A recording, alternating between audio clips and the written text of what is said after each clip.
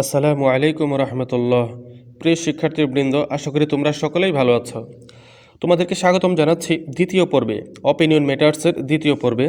আমরা প্রথম পর্বে ইতিমধ্যে আপলোড করেছি, সেখানে শুধু শব্দার্থগুলো ছিল। আজকে আমরা দ্বিতীয় পর্ব নিয়ে আলোচনা করব। এর মধ্যে ইমেজ ওয়ানের ব্যাপার নিয়ে আমরা আলোচনা করব। তো চলো শুরু করা যাক। 1.1.1 বা 1.1.1 যাই হোক, তো এখান থেকে আমরা যে ইংরেজিগুলো রয়েছে এই এক একটি সেন্টেন্সকে আমরা ছোট ছোট করে আগে অর্থ শিখব বা অনুবাদ জানব, ছোট ছোট করে। তারপরে পুরো সেন্টেন্সের অর্থ জানার চেষ্টা করব। Look at the following images. Look at the following images. নিচের ছবিগুলো দেখো। নিচের ছবিগুলো দেখো। And in pairs or groups. এবং জোড়ায় বা দলে। ডিসকাস, আলোচনা করো। ডিসকাস, আলোচনা করো। What they depict facts. What they depicts. What they depict. এই ছবিগুলোতে কি দেখানো হয়েছে।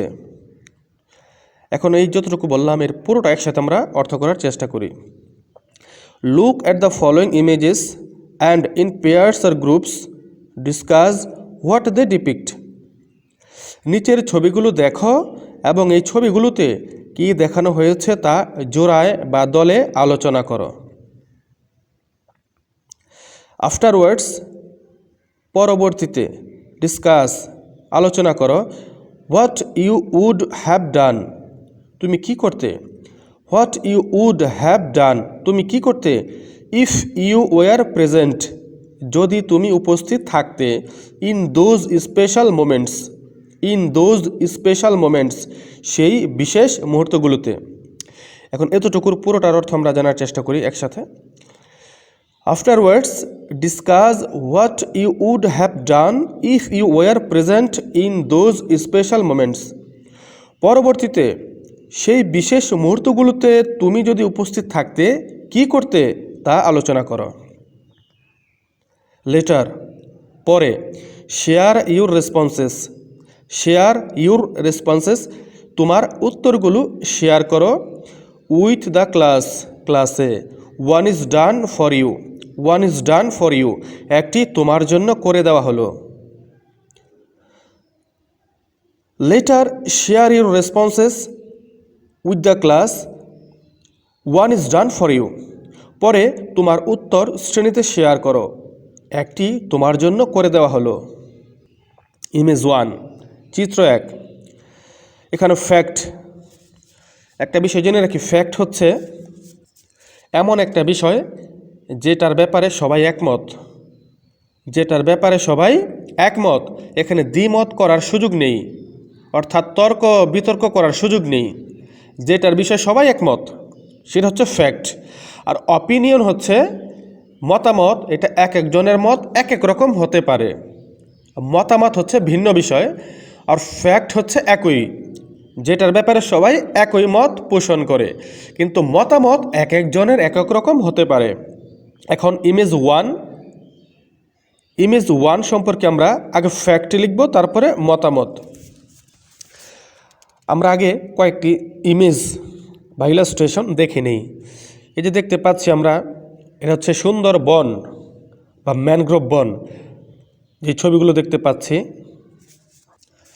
এগুলোর মূল বা রুটগুলা কেমন পানির উপরে ছড়িয়ে আছে দেখতে পাচ্ছি। এটি হচ্ছে ম্যানগ্রোভ বনের চিত্র। এখন এই চিত্র থেকে আমরা ফ্যাক্ট লিখব, তারপর মতামত লিখব। আর এই ফ্যাক্ট এবং অপিনিয়ন এই প্রথমটির জন্য করে দেওয়া আছে, বইয়ের মধ্যে করে দেওয়া আছে। বাকি যে তিনটি ইমেজ রয়েছে বা ইলাস্ট্রেশন রয়েছে সেগুলো আমরা নিজেরা ফ্যাক্ট এবং অপিনিয়ন তৈরি করব। ইমেজ ওয়ান এর ফ্যাক্ট কি দেওয়া আছে বইয়ের মধ্যে। দিস ইলাস্ট্রেশন ডিপিক্টস, এই চিত্রটি বর্ণনা করে। দিস ইলাস্ট্রেশন ডিপিক্টস, এই চিত্রটি বর্ণনা করে দ্য ম্যানগ্রোভ ফরেস্ট, ম্যানগ্রোভ বনগুলোকে। দ্য ম্যানগ্রোভ ফরেস্ট, ম্যানগ্রোভ বনগুলোকে। This illustration depicts the mangrove forest, এই চিত্রটি এই চিত্রটি ম্যানগ্রোভ বনকে চিত্রিত করে। দিস ম্যানগ্রোভ ফরেস্ট, এই ম্যানগ্রোভ বনগুলো আর ইউজুয়ালি গ্রোন, সাধারণত জন্মে ইন স্যালাইন, মাডি, লবণাক্ত, কর্দমাক্ত, অ্যান্ড পার্শিয়ালি, এবং আংশিকভাবে ওয়াটার লকড এরিয়াস, জলাবদ্ধ এলাকায়। This mangrove forest are usually grown in saline, muddy and partially water locked areas.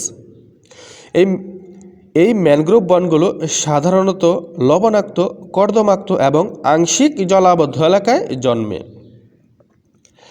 Due to the saline soil, লবণাক্ত মাটির কারণে, দ্য রুটস, শিকড় বা মূল, of these forest trees are, এসব বনজ গাছের, কোয়াইট স্কেটার্ড, বেশ বিক্ষিপ্ত, and can not go deep, এবং গভীরে যেতে পারে না, ইনটু দ্য সয়েল, মাটির ভিতরে বা মাটির মধ্যে। Due to the saline soil, the roots of this forest trees are quite scattered and can not go deep into the soil. লবণাক্ত মাটির কারণে এইসব বনজ গাছের শিকড় বেশ বিক্ষিপ্ত হয়ে মাটির গভীরে যেতে পারে না।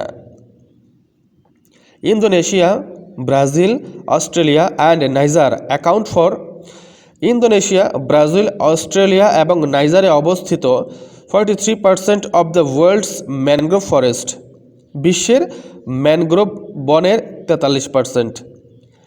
Indonesia, Brazil, Australia and Niger account for 43% of the world's mangrove forest. Indonesia, Brazil, Australia এবং নাইজারে বিশ্বের ম্যানগ্রোভ বনের 43% অবস্থিত। লোকেটেড ইন বাংলাদেশ, বাংলাদেশে অবস্থিত। The Sundarbans is, Sundarban the single largest mangrove forest, একক বৃহত্তম ম্যানগ্রোভ বন ইন দ্য ওয়ার্ল্ড, বিশ্বে, and is recognised by the world, এবং বিশ্ববাসী কর্তৃক স্বীকৃত, as a UNESCO world heritage site, ইউনেস্কোর বিশ্ব ঐতিহ্যবাহী স্থান হিসেবে। Located in Bangladesh, the Sundarbans is the single largest mangrove forest in the world and is recognised by the world as a UNESCO world heritage site. বাংলাদেশে অবস্থিত সুন্দরবন বিশ্বের একক বৃহত্তম ম্যানগ্রোভ বন এবং ইউনেস্কোর বিশ্ব ঐতিহ্যবাহী স্থান হিসেবে বিশ্ববাসী কর্তৃক স্বীকৃত। মাই thoughts on the mangrove forest, mangrove বন সম্পর্কে আমার চিন্তা, অর্থাৎ আমার মতামত বা আমার চিন্তা, এটা বইয়ের মধ্যে দেওয়া আছে, আমরা সেটা এখন জেনে নিই। পার্সোনালি, ব্যক্তিগতভাবে, আই ফাইন্ড দিস ডিফারেন্ট, আমি এই ভিন্ন, অ্যান্ড এবং ইউনিক ফরেস্ট অনন্য বন, a rare creation of nature, প্রকৃতির একটি বিরল সৃষ্টি। Personally, I find this different and unique forest a rare creation of nature, ব্যক্তিগতভাবে আমি এই ভিন্ন এবং অনন্য প্রকৃতির বনকে প্রকৃতির একটি বিরল সৃষ্টি বলে মনে করি। ইট প্রোটেক্টস আস, এটি আমাদেরকে রক্ষা করে, ফ্রম মেনি ন্যাচারাল ডিজাস্টার, অনেক প্রাকৃতিক দুর্যোগ থেকে। It protects us from many natural disaster, এটি আমাদেরকে অনেক প্রাকৃতিক দুর্যোগ থেকে রক্ষা করে। উই নিড টু প্রোটেক্ট, আমাদের রক্ষা করা দরকার, আওয়ার সুন্দরবনস, আমাদের সুন্দরবনকে, বাই এনি মিনস, যে কোনো উপায়ে। We need to protect our Sundarbans by any means, যে কোনো উপায়ে আমাদের সুন্দরবনকে রক্ষা করতে হবে বা রক্ষা করা দরকার।